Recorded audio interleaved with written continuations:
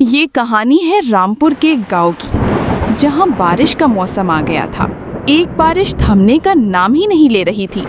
बिजली की चमक और तेज हवाओं से ऐसा लग रहा था मानो आसमान भी किसी दुख में डूबा हो। गांव के बाहरी इलाके में एक टूटी फूटी झोपड़ी था। उस झोपड़ी में मोहन, उसकी पत्नी राधा और उनकी 7 साल की बेटी रानी रहते थे। अरे राधा, इस बार की बारिश तो कुछ ज्यादा ही सख्त हो गई, देखो ना।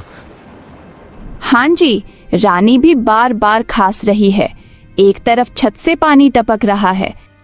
ठीक है, मैं सुबह मालिक के पास जाकर मदद मांगता हूँ। अगर वो कुछ उधार दे दें तो छत ठीक करवा लूंगा। अगले दिन सुबह मोहन अपने पुराने मालिक रामचंद्र सिंह के बड़े घर पर पहुंचा। नमस्ते मालिक, मुझे आपसे कुछ बात कहनी थी।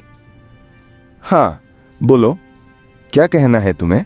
मालिक, 3 दिन से झोपड़ी में पानी भर रहा है। मेरी बेटी को बुखार भी है। छत और खिड़कियां टूट गई हैं। अगर कुछ पैसे उधार मिल जाएं तो मैं मरम्मत करवा लूंगा। मैं मेहनत मजदूरी करके चुका दूंगा। उधार? तू क्या सोने की थाली लेकर पैदा हुआ है? पहले ही तुझ पर बहुत एहसान कर चुका हूं। और सुन, अब तू काम पर मत आना। तुम जैसे लोग बारिश के कीड़े हैं। जितने कम हो उतना अच्छा। मोहन की आंखों में आंसू आ गए, लेकिन उसकी पुकार बारिश की आवाज में दब गई। बिना काम किए वो दिन भर गांव में इधर उधर भटकता रहा, पर कहीं काम नहीं मिला। शाम को वो झोपड़ी लौटा तो देखा कि अंदर तक पानी भर चुका था। रानी तेज बुखार में कांप रही थी। तुम कहाँ रह गए थे? देखो रानी की हालत। हाँ राधा, रानी को बुखार बहुत है। मालिक ने मुझे काम से निकाल दिया और कोई मदद भी नहीं की। काम की तलाश में भटक रहा था इधर उधर, इसलिए देर हो गई। आप अपनी बहन सरिता से कुछ पैसे उधार क्यों नहीं मांग लेते? वो आपकी बहन है, जरूर मदद करेगी। बाद में पैसे लौटा देंगे। तू ठीक कहती है। मैं अभी सरिता के घर जाता हूँ और रानी के लिए दवा लाता हूँ। तब तक तू रानी का ख्याल रख। मोहन की एक बहन सरिता थी, जो गांव में ही रहती थी और काफी अमीर थी। बारिश में भीगते हुए, कांपते बदन और सूजी आंखों के साथ मोहन सरिता के घर पहुंचा। सरिता बहन, जरा दरवाजा खोलो। कौन है? अरे भैया, आप इतनी बारिश में यहाँ क्यों आए? सब ठीक तो है? सरिता बहन, मेरी रानी की तबीयत बहुत खराब है। कुछ पैसे उधार दे दो, काम मिलते ही चुका दूंगा। भैया, मेरे पास भी पैसे नहीं हैं। आज ही मेरे पति ने सारे पैसे अपने कारोबार में लगा दिए। बहन, मैं बहुत उम्मीद लेकर आया था तुम्हारे पास। थोड़े बहुत भी हों तो मदद कर दो। मैं कसम खाता हूँ सब पैसे लौटा दूंगा, लेकिन मना मत करो। भैया, आप किसी और से मदद ले लो, मेरे पास बिल्कुल पैसे नहीं हैं। इतना कहकर सरिता ने दरवाजा बंद कर लिया। कौन आया था दरवाजे पर?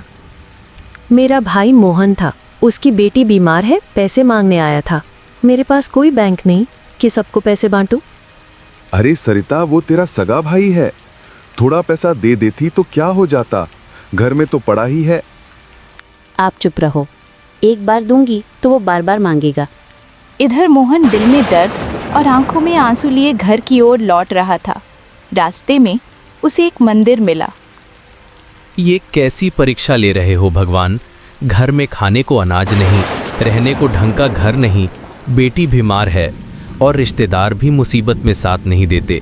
मैंने राधा से कहा था कि दवा लाऊंगा, अब उसे क्या जवाब दूं? तभी मंदिर में एक साधु ने मोहन की बातें सुन ली। वो पास आए और बोले, बेटा, अपने आंसू पोंछ। मैंने तेरी सारी बातें सुन ली। मुसीबत में कोई साथ नहीं देता। चिंता मत कर, तू इस मंदिर में आया है, खाली हाथ नहीं जाएगा। ये 2 सोने के सिक्के ले, अपनी बेटी का इलाज कर और कुछ पैसे व्यापार में लगा। तेरी जिंदगी बदल जाएगी।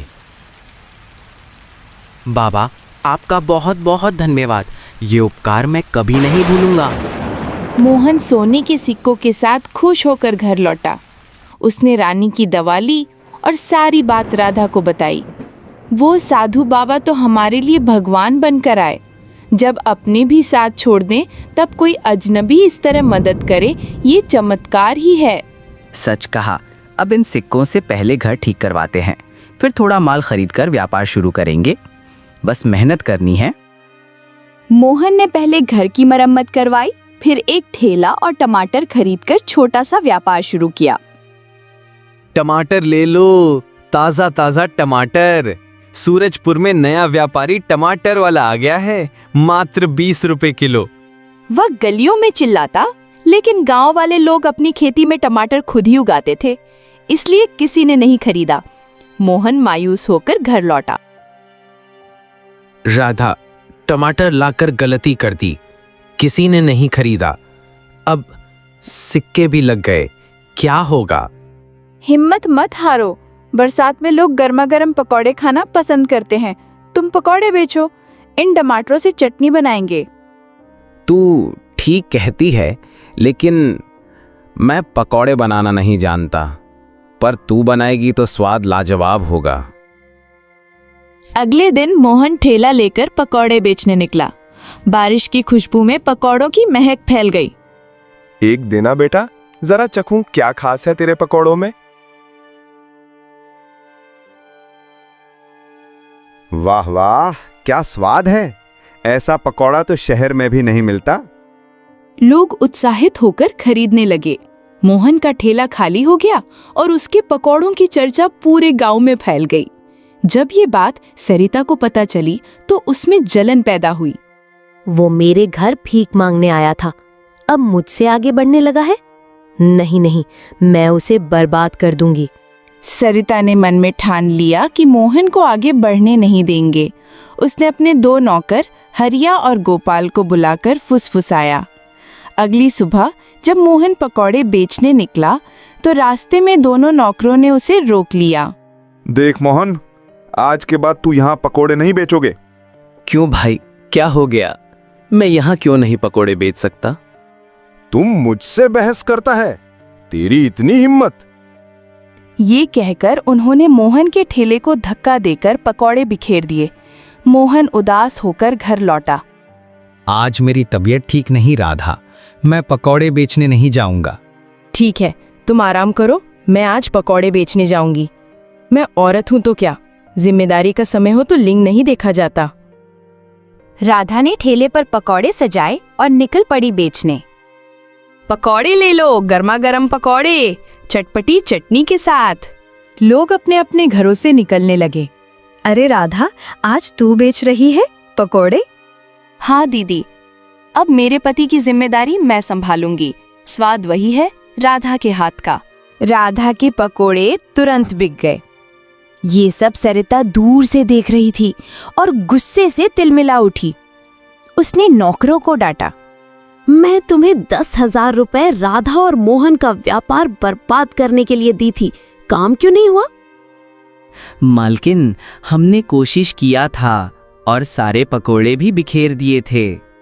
आप कुछ नया उपाय सोचो जिससे राधा और मोहन पकौड़े न बेच सकें। सरिता के नौकर ने राधा की घर की निगरानी करने लगे। राधा और मोहन बाहर बैठकर बात कर रहे थे।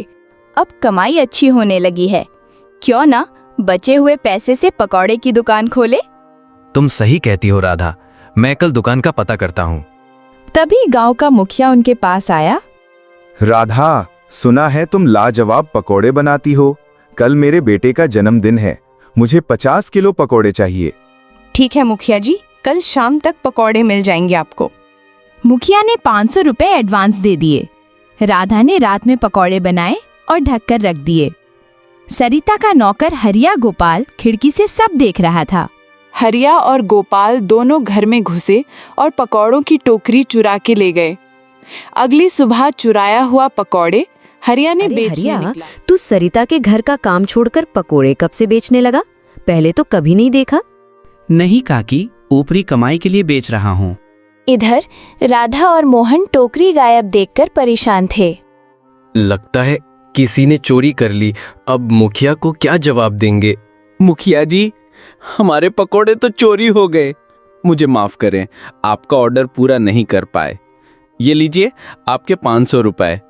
मोहन, तुमने मेहनत की थी, पकौड़े चोरी हो गई तो इसमें तुम्हारी क्या गलती है? ये रुपए रखो।